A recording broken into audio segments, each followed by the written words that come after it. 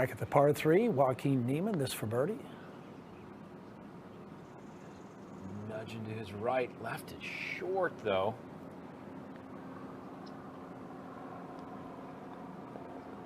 Why are they always right in the heart when you leave them short? It's inevitable.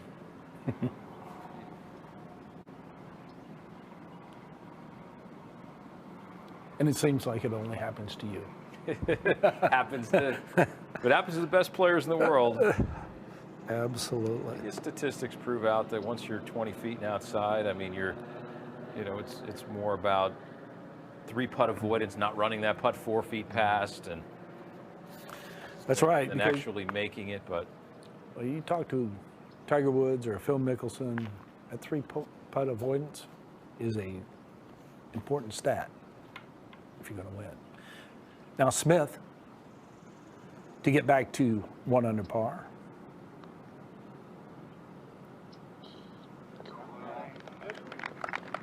It's almost a surprise when he misses. Poor speed to it. That was perfect. Now that's Homa's situation right there. Sometimes try to put it back in play, you come up with a really good shot, so it appears to be quite good. Okay, let's see if Adam Scott can get on a roll here. Beautiful 8-iron to this point.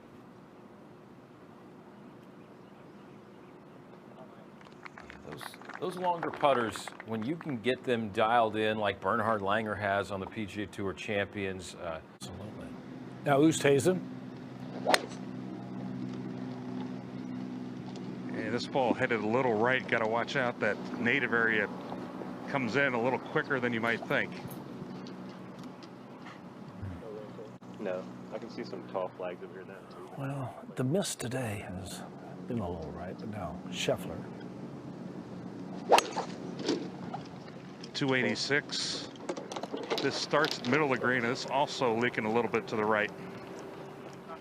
Yeah, comes up a little short, Carney, but that should be pretty straightforward up and down right there.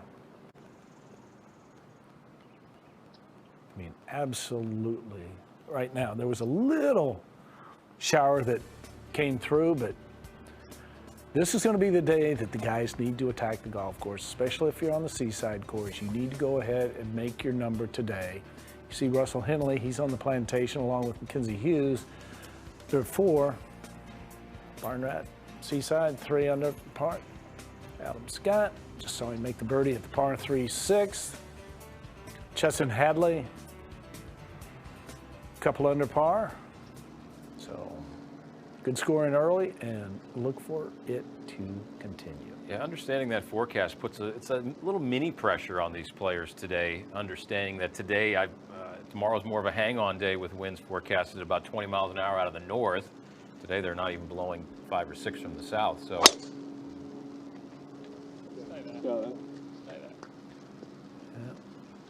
Hanging down the right. And it did everything you asked for, Adam. Stayed right there. Okay, yeah, I like that. Yeah, now Cameron Smith. With that penalty area looming down the right. Your heart gets in your throat sometimes when that ball's at the apex and you're just like, don't fall right.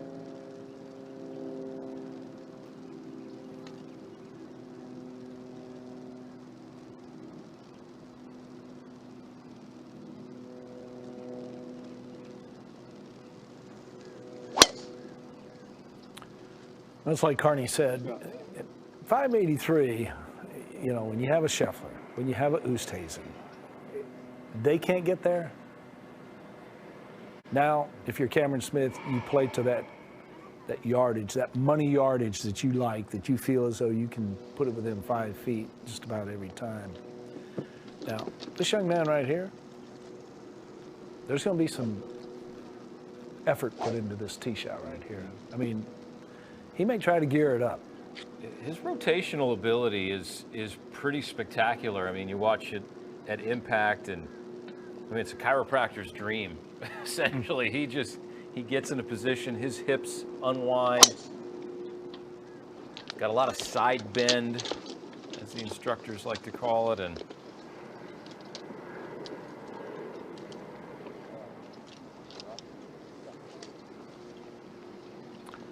Well, I think that's a signal for being up. but in the rough, possibly. Yeah. Well, Homa, he got a lot more out of that second shot than I thought. Yeah, no question. Obviously, plenty of green to work with. And it'll start going back uphill right at the end, which would slow the ball down.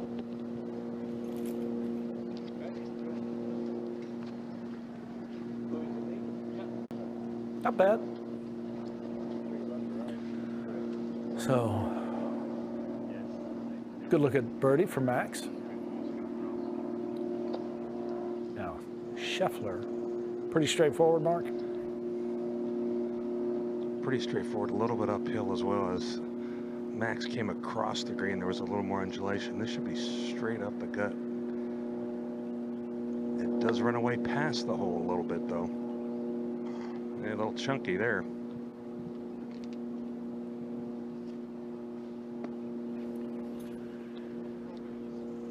I can relate to that. And that's the lie of Oosthuizen.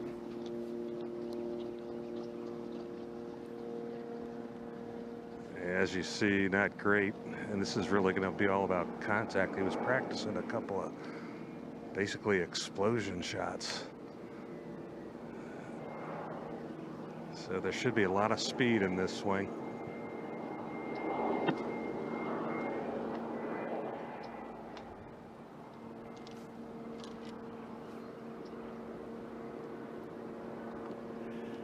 That's such a See, hard that shot. area alone, Billy, should. To the southeast, and This thing can gobble up a golf ball in a hurry. oh yeah. Okay. Long look at birdie here for Louis. I would say the good thing is it's uphill the whole way, so should not have to worry about this ball running out too much. But the way he's aimed, looks like he's expecting this ball to move a little right to left.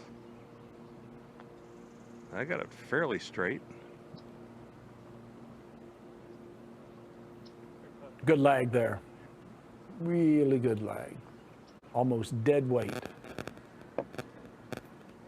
I think that balances out a lot of the breaks that he's had in the last couple holes, right? He's made a couple great saves, and maybe a hole that you feel like, hey, I should have a really good birdie look, and doesn't quite get it. But all in all, he saved a couple strokes in the last couple holes, so just kind of hovering though.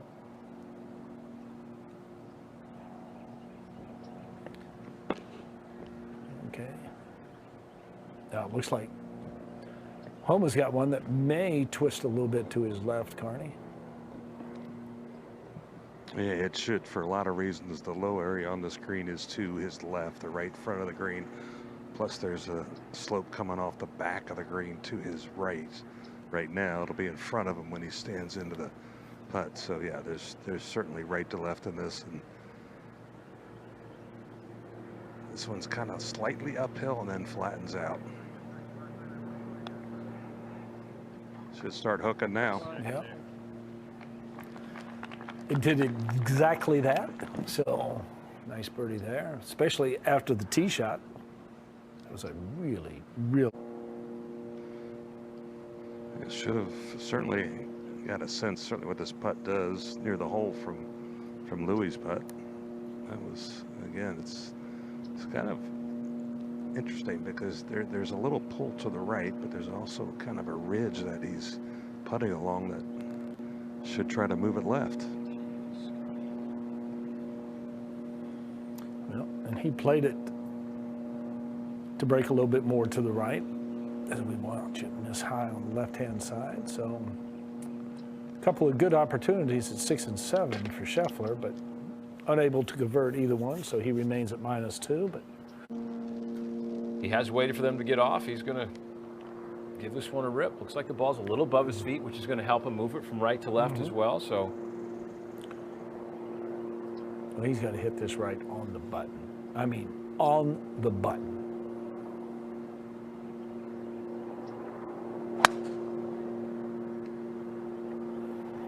That's what happens. A lot of times you're trying to get a little more distance, kind of fall back on it a little bit, and you see more guys miss it right than you do left. You're trying to get the elevation, right? Because when you're trying to play a big sweeping draw, that ball comes out lower and hotter. So, and he had to get it up above that tree. Speaking of hot, if this comes out hot, he can get there easily. Yeah, that one's right as well.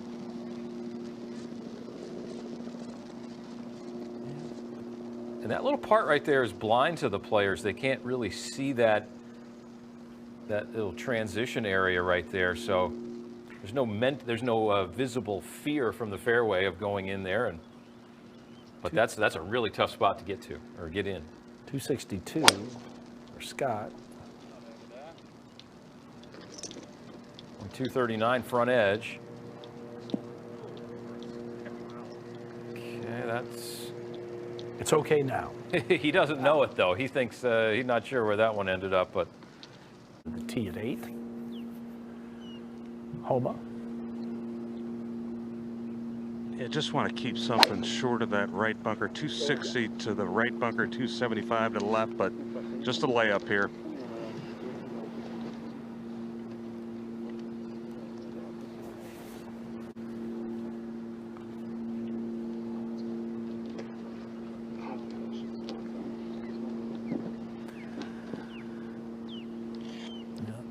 You see 372. So Scheffler, third time he's gone with some kind of long iron. I don't know if this is the driving iron or not. I would say just keep it short of 260. If you had some helping wind, you might see some of these guys hit driver, but no reason to really, particularly with that left hole location. Yeah, I think day's end. Say you had 14 tee shots. What do you think, Mark? Maybe 5 will be drivers? Yeah, I would think that would be a number, certainly on the par 5s, as Louis, again, just trying to put something in the fairway. Certainly on the par 5s, 18, maybe. Don't have to if the wind's helping there, but yeah, it's about putting control in this golf course, keep it in the fairway so you can attack. Yeah. I think the shorter hitters, they may be able to go up to a lot more than he does, and it shows you how difficult it is to make that putt that you just have to make on Sunday. Yeah, he's been in the final pairing. He's been in contention in the big ones. This is a tough shot for Neiman. He's going to go lower now. He's not going to hit that blast shot that we just saw in the group before. Much easier shot to get close.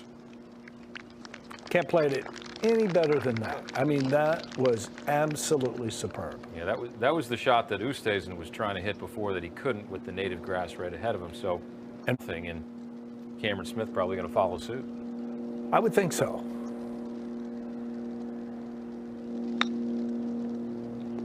Sounded like good ball contact. Yeah, you get these guys. Now, Adam Scott, his third on the way at the par 5. This is a pretty basic shot right here. Good shot, mate. There you go. Scotty Scheffler, second at 8. A little bit of a downhill lie. Hole sitting in between 2 little ridges. That's going to be good. Yeah, we can see that ridge that you're talking about, Carney. So another good look. That'll be 3 good looks in a row for Scotty Scheffler. Now Homa. Yeah, much flatter lie on the left-hand side of this fairway. Again, he got a ridge behind it he could use to spin it back. Just don't want to get short of that ridge on the left, short of the flag. flighting this one down a little bit. Go on, Max. Good, Beautiful, beautiful shot right there. Really nothing forced about it. Even though you know he's accelerating, you can't detect it with the naked eye. It's just kind of that smooth delivery. But now Oosthuizen. Yeah, this from a little downhill lie. Tendency is maybe to get a little ahead of it. Looks like he might have flipped it over a bit. Well, he doesn't like it, but he's still going to have a decent look at birdie. And Cameron Smith, this for birdie.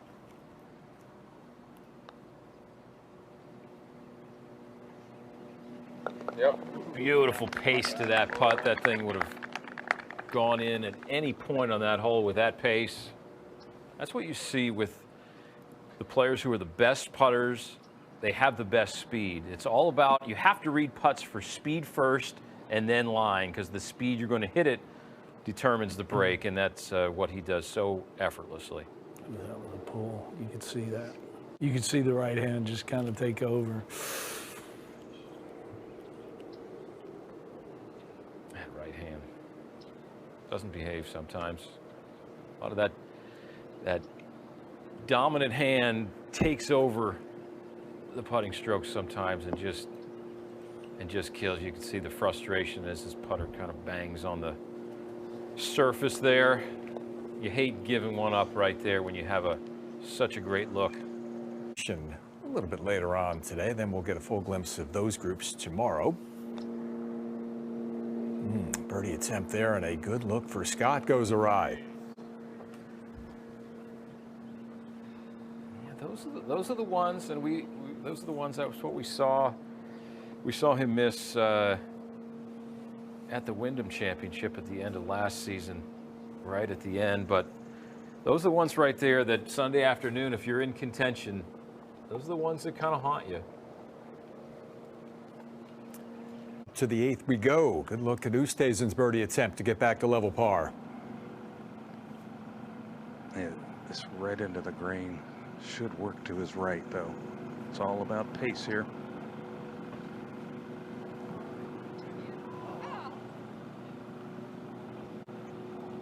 Hey, it's interesting on this little area here, and particularly on the screen with all the undulations here, Steve. Grain is going in ways you may not think it would. I mean, it's actually kind of coming away from where the grain, if it was flat, would be going.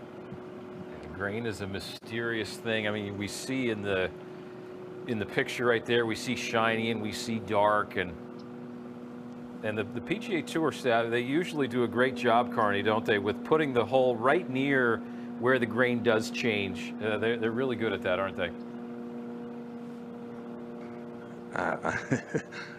Some people may give you a different explanation of it, but I agree. I think it certainly makes you think. This one's also into the grain for Scotty here.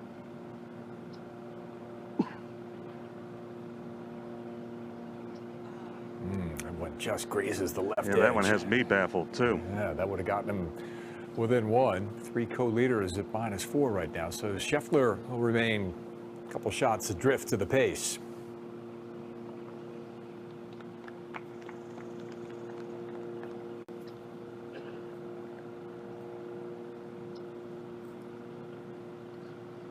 You can see him gesturing with Teddy Scott there. Just a little late movement in that one, Steve, that they weren't expecting, but good start to the week here in Georgia for Scotty.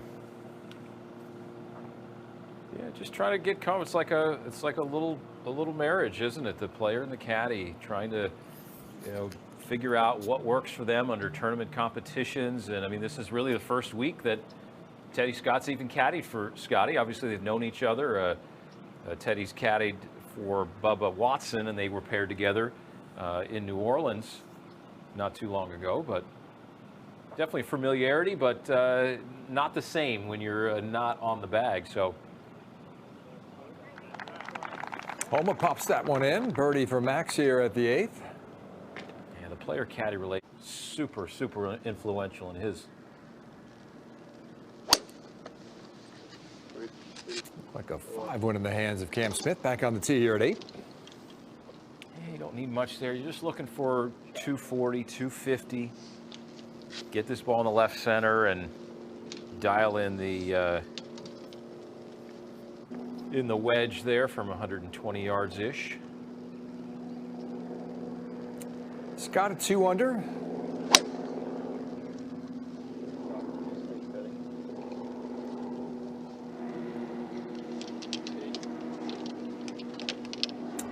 Side by side with his fellow Aussie.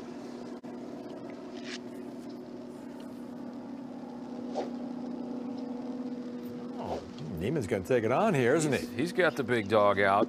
It is about 285 over that gaping bunker on the right. So you're going to see this ball down the right side, challenging that bunker. Pretty aggressive. Doesn't need it. Fearless player, just snatches that tee quickly and splits the fairway. So Neiman is going to have just a little flip into that short par 4 for his second when we get back there. And then MaxHoma is ready to fire. Well, key here at the 9th, just find the fairway. And this one starts down the center of the fairway, just drifting to the right, and that should be perfect. He didn't love it. He thought he might run out of fairway over there, but took a seat.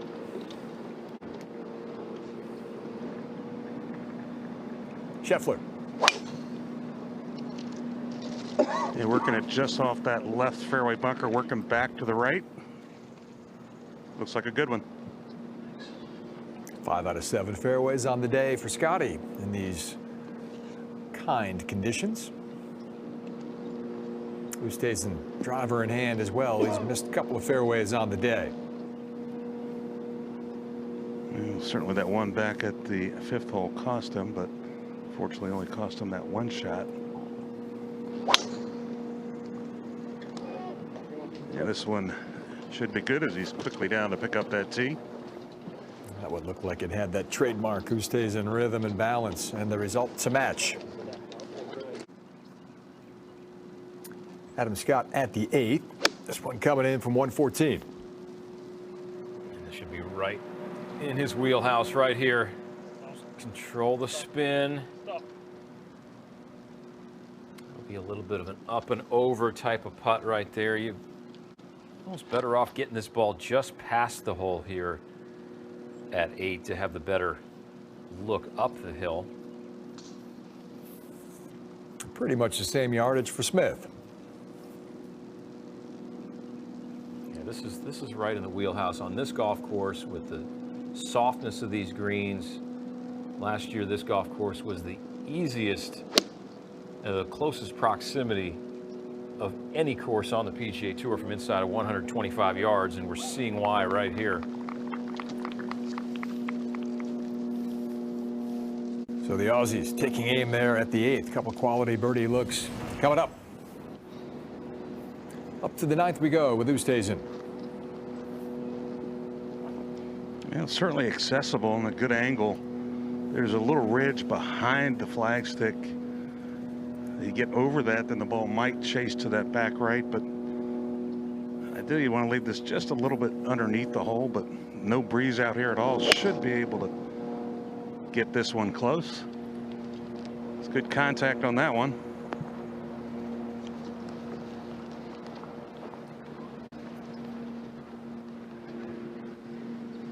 Oosthuizen aboard. We'll re-examine the flight path of that one. Mildly satisfied.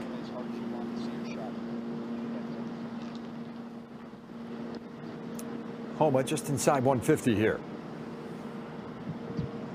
A little downhill lie, and I tell you, as a player, I mean, if you've played this tournament, this golf course a lot, without breeze, it can be challenging a little bit trying to figure out how to play some shots. But again, with that front hole location, this ball's leaking well to the right. I think that was that downhill lie there, Steve. Yeah, downhill lie a little below his feet, all those sort of things. Just wasn't committed to exactly what he was trying to do. Across the way with Scheffler. And just outside 150. Again, good angle here.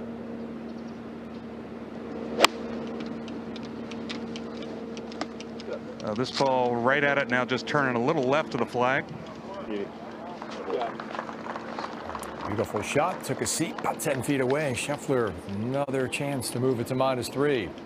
He's a couple off the lead right now.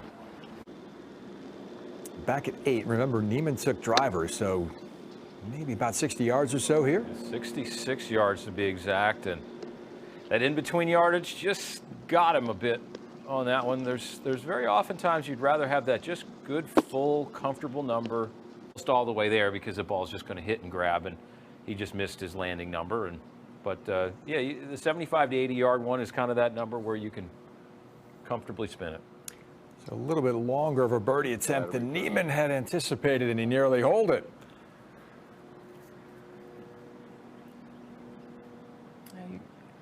You'll see these greens don't have a tremendous amount of break from 15, 20 feet. I mean, this second easiest on the PGA Tour. So when you don't have to play this ball 3 cups outside the hole, I mean, this is just maybe right edge here from about 20 feet. And you're going to hit the hole a lot. And Homa will pitch this one from off the green at 9.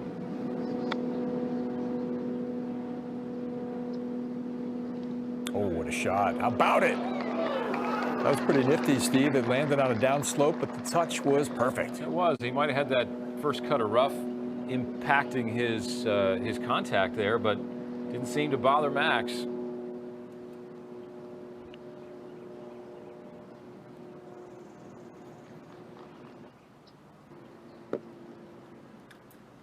We'll keep it right here. Oosthuizen getting this one locked in. Get the round back to level par. Yeah, just going to be gradually uphill. Should try to push initially from his left to right, then may actually straighten out a little bit once it gets to the hole here.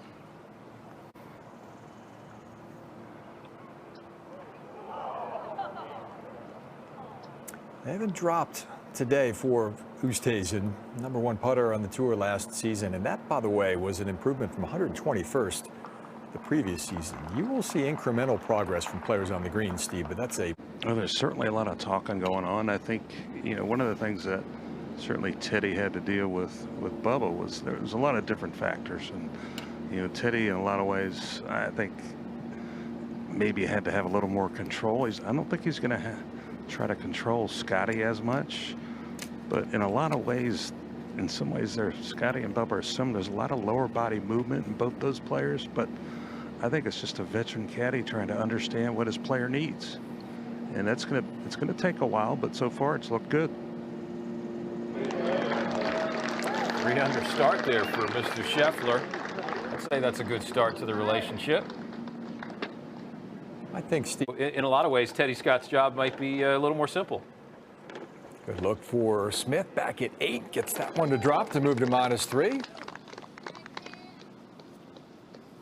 Kind of the host of the tournament here this week. And Davis is in the field, by the way. Scott's tee shot is away at 9. And Love's got it a couple under par early today.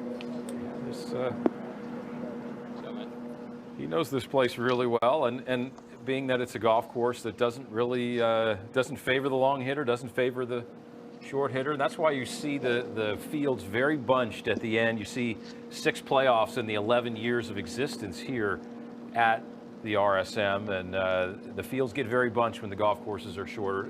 It creates a lot more parity in the competition, honestly. Tee shot of Neiman here at 9. Last 3 installments of this tournament, 1 extra holes, in fact. Neiman's lost that one right, but how far? Stop short of the pine straw and the penalty area.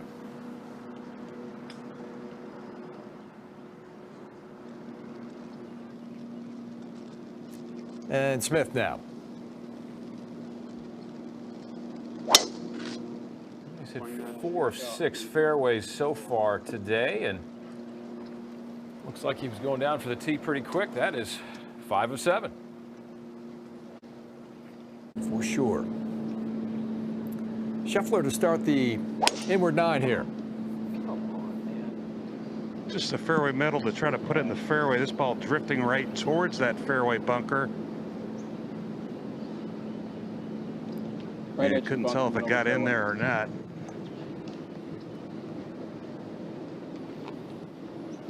Homa next. Steve, let me pick up on a point Carney made earlier about the absence of wind. Is it easier for the players to score and manage their game? Of course it is. Does it run counter to their game plan and what they expected coming into the week? Certainly, and that's an adjustment they got to make. Well, I think what these players are so good at so many things, but I think they are pretty amazing at their ability to adapt.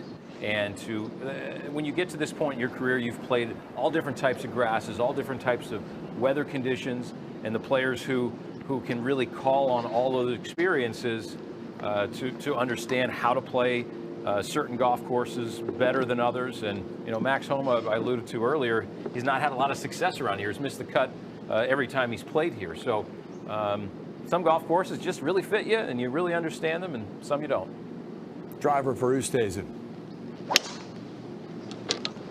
Trying to take it up the left-hand side of the fairway and drift back to the right. That should be fine. Louis still in search of his first birdie of the day as we approach the top of the hour and high noon here along the East Coast. And Jonathan Vegas and Mackenzie Hughes with a couple blazing starts over on the Plantation course, 6 under through their opening 9 holes over there. Yeah, they know that today is the day they've got to get it under par. Mac Hughes won this event back in 2016. That remains his lone victory on the PGA Tour. Coming off a strong season, though, and the year before that, he slipped into the Tour Championship field in Atlanta. His fellow Canadian Corey Connors is at -4 on the seaside. One of the best ball strikers on the tour. This is going to be a good fit for his game this week. No question about it.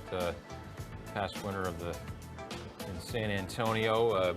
Bermuda grass greens there as well. There's just something about Bermuda grass that some people love and some people just, they can't figure it out. They don't understand it. Pat Kazire lives in the area. Zach Johnson as well. You saw their names among the packed of players at -3. And there's Scott in our featured group coverage. A shot further back along with Tyler Duncan, past winner here, and the tournament host, Davis Love III. Neiman, it's going to work from the right-hand rough here at 9. And there should be a bit of jump. So, I mean, I think it's probably a 35-yard shot. Field? Perfect. Yes.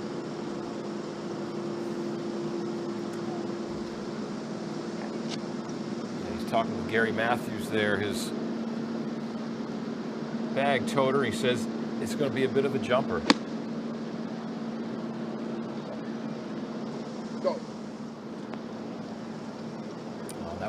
Really well improvised there. Always difficult to figure out. The ball's sitting halfway down that Bermuda rough. How much is it going to go? And that's one you kind of know that, hey, I got away with one a little bit right there. Smith stepping in here, 153 yards to the target. Cam's birdied his last 3. All depends on what kind of, do you have the perfect number? You know, is it a perfect 8-iron or is it a perfect full 9? Yep, that was a perfect number right there. It's got to be so much fun to know that if you can just get it on the surface, you're going to have a chance to roll it in when you have the skills that this man possesses. Chance for 4 in a row. Smith looks to push it to -4 on a superb day for scoring here in St. Simons Island. The winner here 5 years ago, Mackenzie Hughes.